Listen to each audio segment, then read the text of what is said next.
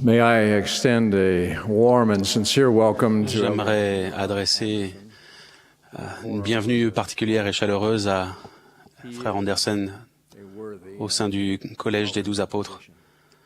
Il est vraiment le bienvenu. Le 15 août 2007, un terrible tremblement de terre s'est produit au Pérou, détruisant presque entièrement les villes côtières de Pisco et de Chincha. Comme beaucoup d'autres dirigeants et membres de l'Église, Wenceslas Condé, président de la branche de Balconcito à Chicha, a immédiatement fait le nécessaire pour aider les gens dont les maisons avaient été endommagées. 4 jours après le tremblement de terre, Marcus Binage, des 70, était à Chincha pour aider à coordonner les secours apportés par l'Église et il a rencontré Frère Condé. Tandis qu'il parlait de ce qui venait de se passer et de ce qui était fait pour aider les victimes, la femme de Frère Condé, Pamela, s'est approchée, portant l'un de ses enfants. Frère Nash lui a demandé comment allaient ses enfants. Elle a répondu en souriant que, grâce à la bonté de Dieu, ils étaient tous sains et saufs. Il lui a demandé dans quel état était sa maison.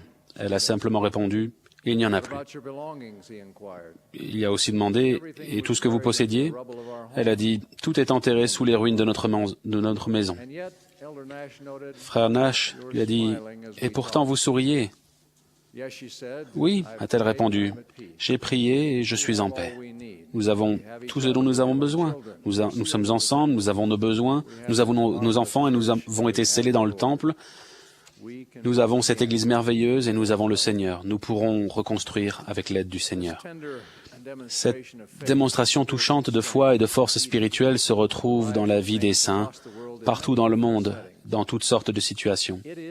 C'est l'illustration simple d'un pouvoir profond dont nous avons grand besoin à notre époque et qui deviendra de plus en plus vital dans les jours à venir.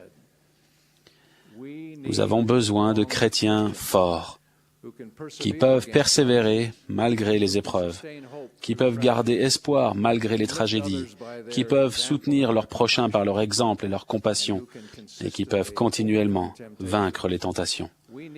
Nous avons besoin de chrétiens forts qui peuvent faire se produire des choses importantes, arrivent par leur foi et qui peuvent défendre la vérité de Jésus-Christ face au relativisme en matière de morale et à l'athéisme militant. Quelle est la source de ce pouvoir moral et spirituel et comment l'obtenir? La source, c'est Dieu. Nous y avons accès par les alliances que nous faisons avec lui.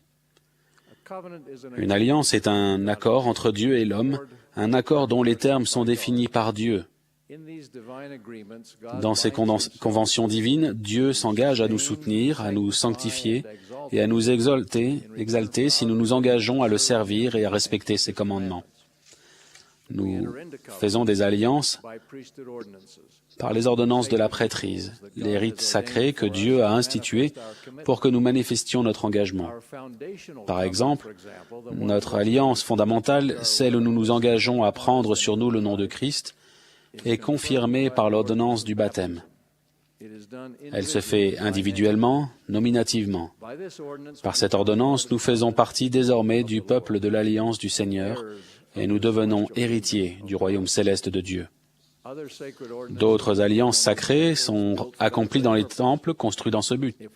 Si nous sommes fidèles aux alliances que nous y contractons, nous devenons héritiers non seulement du royaume céleste, mais également de l'exaltation, gloire la plus haute du royaume céleste, et nous obtenons toutes les possibilités divines que Dieu peut donner.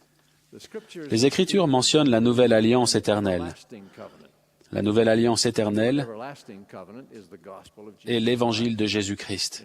En d'autres termes, la doctrine et les commandements de l'Évangile constituent la substance d'une alliance éternelle entre Dieu et l'homme, rétablie dans chaque dispensation. Si nous devions résumer la nouvelle alliance éternelle en une phrase, ce serait la suivante. Car Dieu a tant aimé le monde qu'il a donné son Fils unique, afin que quiconque croit en lui ne périsse point, mais qu'il ait la vie éternelle. Jésus a expliqué ce que signifie croire en lui. Or, voici le commandement, en d'autres termes, voici l'alliance. Repentez-vous, toutes les extrémités de la terre, et venez à moi, et soyez baptisés en mon nom, afin d'être sanctifiés par la réception du Saint-Esprit, afin de vous tenir sans tache devant moi au dernier jour. Comment le fait de contracter des alliances avec Dieu et de les respecter nous donne-t-il le pouvoir de sourire malgré les épreuves, de transformer des tribulations en triomphes, d'œuvrer avec zèle à une bonne cause et de produire beaucoup de justice? Premièrement, en obéissant aux principes et aux commandements de l'Évangile de Jésus-Christ, nous recevons un flot continu des bénédictions promises par Dieu dans l'Alliance. Ces bénédictions nous fournissent ce dont nous avons besoin pour agir au lieu de laisser la vie décider pour nous. Par exemple, dans la parole de sagesse, les commandements du Seigneur concernant le soin de notre corps physique nous apportent premièrement et principalement de la sagesse et de grands trésors de connaissances, oui, des trésors cachés. De plus, ils nous permettent d'avoir globalement une meilleure santé et d'être exempts de toute accoutumance destructrice. L'obéissance nous permet d'avoir plus de contrôle sur notre vie, plus de capacité d'aller et de venir, de travailler et de créer. Bien sûr, l'âge, les accidents et les maladies prélèvent inévitablement leur tribut, mais malgré tout, notre obéissance à cette loi de l'Évangile augmente notre capacité de les surmonter. Sur le chemin de l'Évangile, nous trouvons continuellement des dons et de l'aide. La charité ne périt jamais. L'amour engendre l'amour, la compassion engendre la compassion, la vertu engendre la vertu, l'engagement engendre la loyauté et le service engendre la joie. Nous faisons partie d'un peuple d'alliance, d'une communauté de saints qui s'encouragent, se soutiennent et s'aident mutuellement. Comme Néphi l'a expliqué, « Et si les enfants des hommes gardent les commandements de Dieu, les nourrit et les fortifie. » Tout cela ne veut pas dire que la vie dans l'Alliance est sans difficulté ou que l'âme obéissante doit être surprise de voir sa paix interrompue par des déceptions ou même des catastrophes. Si vous pensez que la justice personnelle doit éviter toute perte et toute souffrance, vous devriez avoir une petite conversation avec Job. Cela nous amène à une deuxième manière dont nos alliances nous apportent de la force. Elles produisent la foi nécessaire pour persévérer et pour accomplir tout ce qui est nécessaire pour le Seigneur. La volonté de prendre sur soi le nom du Christ et de respecter ses commandements requiert un certain degré de foi, mais le respect de cette alliance fait grandir cette foi. Premièrement, les fruits promis de l'obéissance apparaissent et confirment notre foi. Deuxièmement, l'Esprit communique la satisfaction de Dieu et nous ressentons la sécurité que procure sa bénédiction et son aide continuelle. Troisièmement, quoi qu'il arrive, nous pouvons affronter la vie avec espoir et sérénité, sachant que nous finirons par réussir parce que nous avons individuellement et nominativement la promesse de Dieu, et nous savons qu'il ne peut pas mentir. Les premiers dirigeants de l'Église dans notre dispensation ont confirmé que l'adhésion aux alliances nous procure l'assurance dont nous avons besoin dans les temps d'épreuve. C'est la connaissance que la voie qu'ils avaient choisie dans la vie était conforme à la volonté de Dieu qui a permis aux saints des temps anciens de supporter toutes leurs afflictions et persécutions, et non seulement de prendre joyeusement la destruction de leurs biens et de leurs moyens de subsistance, mais aussi de subir la mort sous ses formes les plus horribles, sachant, pas seulement croyant, que si cette tente où ils habitent sur la terre est détruite, ils ont dans le ciel un édifice qui est l'ouvrage de Dieu, une demeure éternelle qui n'a pas été faite de main d'homme. Ils ont aussi fait remarquer qu'en offrant les sacrifices que Dieu peut nous demander, nous obtenons de l'Esprit le témoignage que nous sommes sur le bon chemin, que Dieu en est satisfait.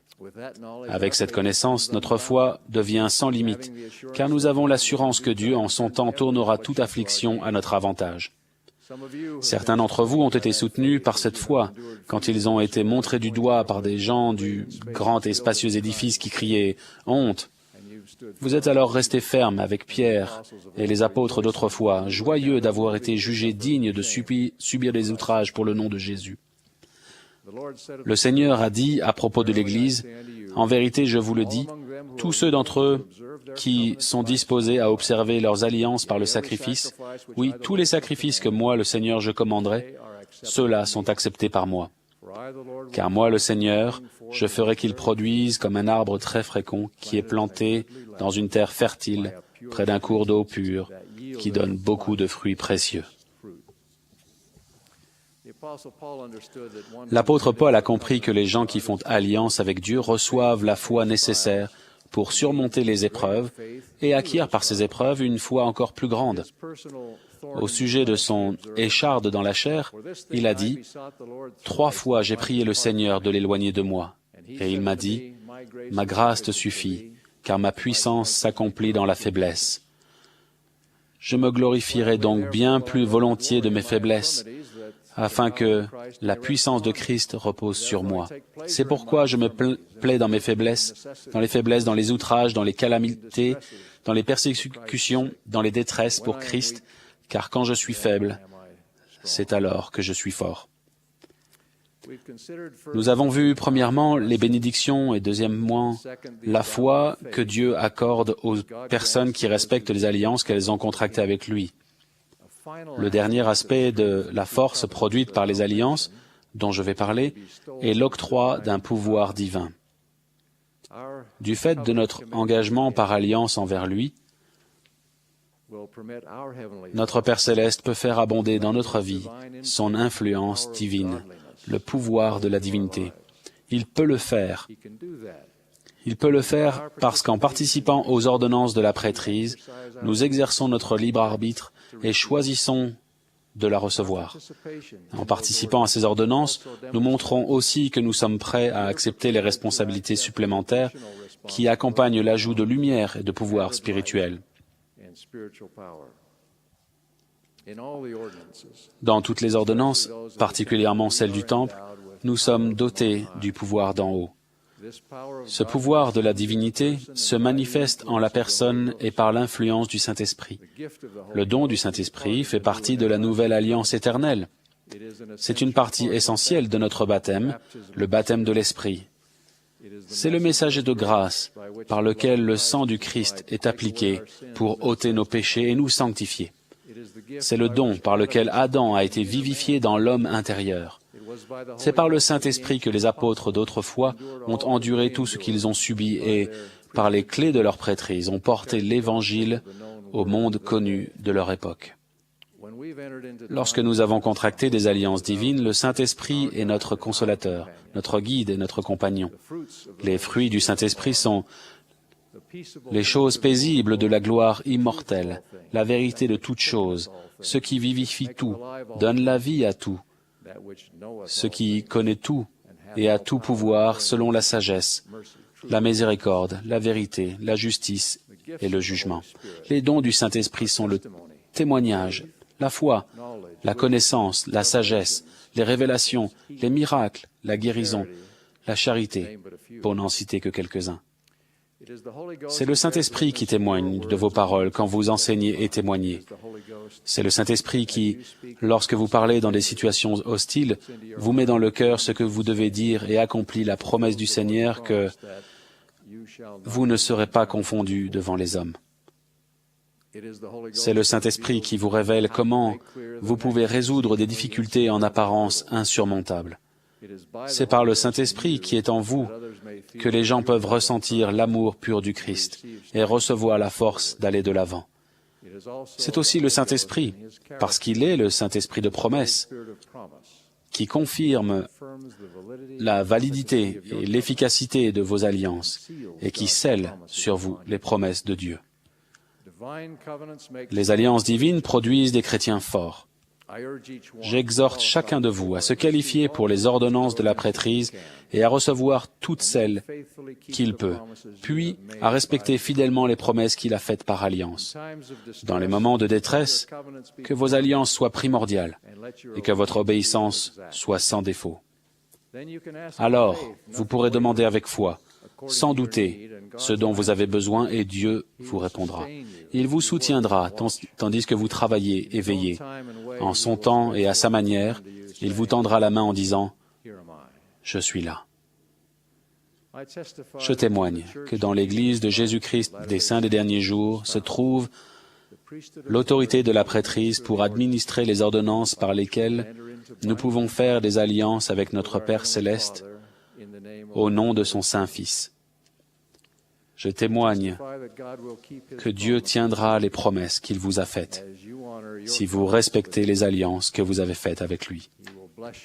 Il vous bénira d'une bonne mesure, serrée, secouée et qui déborde.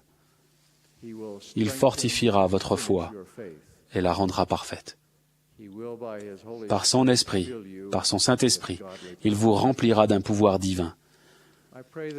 Je prie pour que vous ayez toujours son esprit pour vous guider et vous délivrer du besoin, de l'anxiété et de la détresse. Je prie pour que, par vos alliances, vous deveniez un instrument puissant et bénéfique entre les mains de celui qui est notre Seigneur et notre Rédempteur. Au nom de Jésus-Christ. Amen.